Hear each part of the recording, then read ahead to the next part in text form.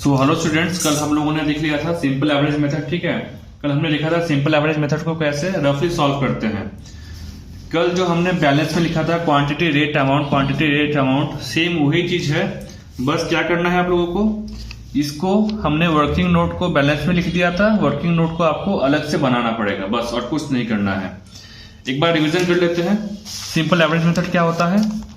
Simple average method दो चीजों को ध्यान में रखते हैं यहाँ पर। क्या क्या? एक होता है मटेरियल इशू। कैसे मटेरियल को इशू करेंगे?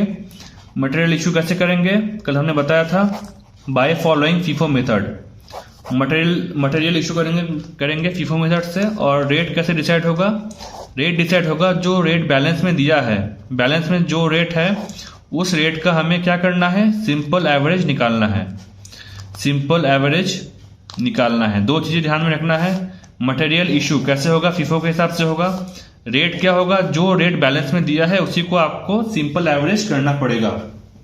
ठीक है, चलिए क्वेश्चन करते हैं। Question number 16। ये क्या क्वेश्चन? पहला है 1 जनवरी।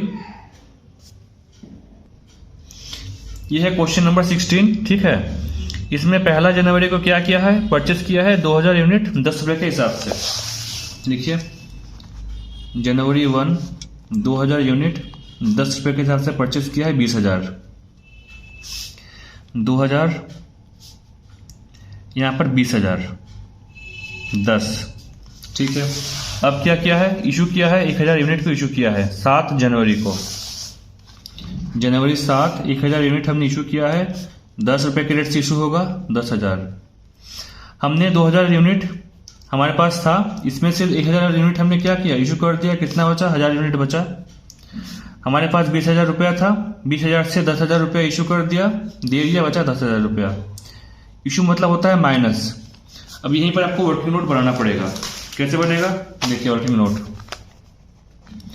वर्किंग नोट जो हमने कल बैलेंस में बनाया था सेम आपको वर्किंग नोट में बनाना है।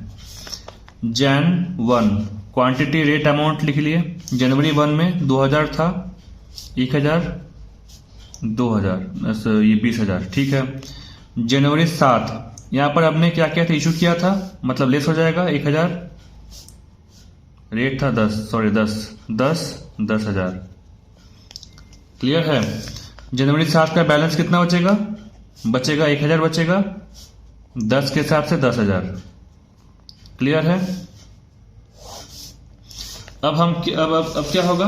देखिए अब है जनवरी 15 परचेस किया है 3000 यूनिट 12 रुपए के हिसाब से। जनवरी 15 पहले क्या लिखेंगे? पहले इस बैलेंस को लिखेंगे 1000 10। ठीक है, उसके बाद जनवरी 15 को हमने क्या किया? परचेस किया है ना। देखिए परचेस है 3000 यूनिट 12 के हिसाब से। अब इसको लिखेंगे 3000 यूनिट 12 के हिसाब से लिखेंगे। ये हो गया हमारा वर्किंग नोट। यहां पर लिखिए जनवरी 15 3000 यूनिट 12 के हिसाब से 36,000। हमारे पास 1000 पहले से था बैलेंस, 3000 और आ गया, हो गया 4000। हमारे पास 10,000 बैलेंस था, 36,000 और आ गया, हो गया 46,000। यहां पर रेट के कॉलम को ऐसे डैश करना है। अब आता है 22 जनवरी। इशू है 2000 यूनिट 22 जनवरी 22 2000 यूनिट इशू है। किस रेट से होगा? देखिए जैन 22। 15 जनवरी को क्या रेट था? 15 जनवरी को रेट था 10 रुपया और 12 रुपया। हमने क्या बताया था? जो बैलेंस में जो रेट होगा उसका हम क्या निकालेंगे? सिंपल एवरेज मेथड निकालेंगे। हमको 22 जनवरी को इशू करना था। इसके जस्ट पहले वाला डेट देखेंगे 15 जनवरी। रेट क्या था? 10 और 12। इसी का हम क्या निकालेंगे? सिंपल एवरेज निकाल देंगे। 10 + 12 divide by 2 equals to 22 divide by 2 equals to 11। 22,000। 4000 पहले से था हमारे पास यूनिट, 2000 हमने इशू कर दिया, निकाल दिया, बचा 2000। हमारे पास 46,000 था पहले अमाउंट में, हमने निकाल दिया 22,000, बचा कितना? 24,000। अपने वर्किंग नोट पे लिखिए जनवरी 22 को 2000 हमने इशू कर दिया। ठीक है,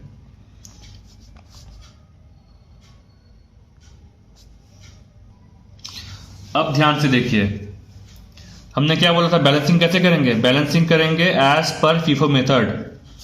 हमने 2000 का स्टॉक इशू किया था। जनवरी 15 को देखिए कितने का स्टॉक हमारे पास था। पहला स्टॉक था 1000 का, दूसरा स्टॉक था 3000 का। ठीक है, अकॉर्डिंग टू फीफो मेथड जो स्टॉक हमने पहले परचेस किया है उसको पहले हम इशू करेंगे, मतलब हम 1000 वाले स्टॉक को पहले इशू कर देंगे। देना था 2000 देना था हमें, यहां पर हमने 1000 का पहले इशू कर दिया, पूरा ये खत्म हो गया। ठीक है, बचा कितना? 3000। हमने 2000 से 1000 इशू कर दिया, हमें और 1000 इशू करना है। हमने 2000 इशू करना था, 2000 करना था हमें इशू, हमने 1000 इशू कर दिया, 1000 इशू कर दिया, बचा कितना? 1000। तो 1000 यूनिट आप कहां से लेंगे? ये 1000 लेंगे इस वाले स्टॉक से। 1000 हमने ले लिया यहां से @12। ठीक है, हमने क्या किया? 3000 वाले स्टॉक में से 1000 यूनिट हमने ले लिया। अब जनवरी 22 का बैलेंस कितना बचेगा? ये स्टॉक तो पूरा खत्म हो गया। 3012 रुपए वाला 1000 हमने यहां से निकाल दिया, बचा 2012 रुपए वाला। ठीक है, ये बैलेंस हमारे पास बचेगा, ये ध्यान रखिए, ये बैलेंस है हमारे पास बचा हुआ। जनवरी 22 के बाद क्या है? जनवरी 22 के बाद है जनवरी 24। परचेस किया है 1000 यूनिट 16 रुपए के हिसाब से। जनवरी 24 परचेस है 1000 यूनिट 16 रुपए के हिसाब से 16000। 2000 पहले से था हमारे पास, 1000 और परचेस किया, आया 3000। 24000 पहले से था, 16000 और आ गया, आया 40000। यहां पर क्या होगा बैलेंस में? देखिए यहां पर 22 जनवरी का बैलेंस क्या है? 2012 रुपए का था स्टॉक। फिर से हमने 24 जनवरी को 24 जनवरी लिखिए। 24 जनवरी पहले हम लिखेंगे इस वाले बैलेंस को 2012। ठीक है, ये था। अब हमने 1000 यूनिट और परचेस किया था 1016, ये हो गया। अब क्या है? अब है 27 जनवरी को हमने इशू किया है 3000 यूनिट। लिखिए 27 जनवरी 3000 यूनिट। किस रेट से करेंगे? देखिए वर्किंग नोट में देखिए 27 जनवरी, इसके पहले 24 जनवरी। 24 जनवरी में क्या क्या रेट है? 12 और 16, बस इसके एवरेज कीजिए। 12 + 16/2 28/2 14 42,000।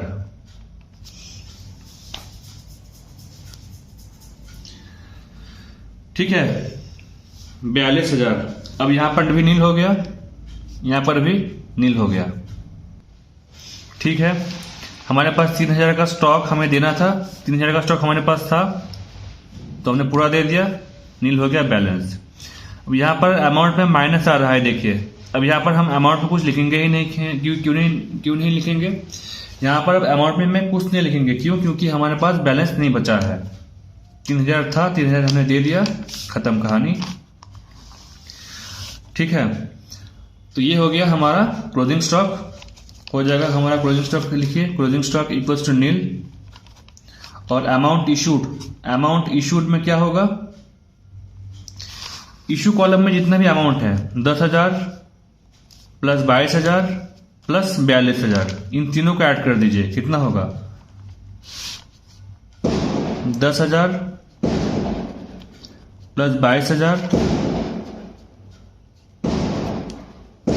प्लस 42,000,